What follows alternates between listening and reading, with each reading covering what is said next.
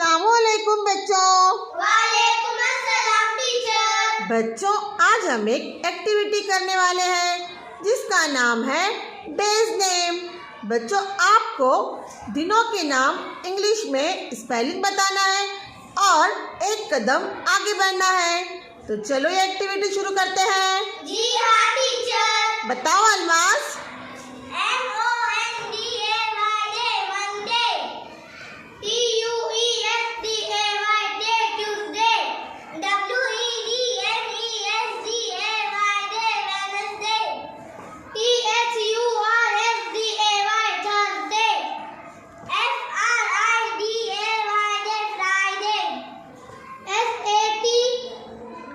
रोजबिन अटक गई है। अलमास, आप बताओ सैटरडे की स्पेलिंग। SATURDAY अब संडे की बताओ। SUNDAY very good Almas. Almas ने इंग्लिश में दिनों के नाम की स्पेलिंग बता दी है, इसलिए अलमास जीत जाती है।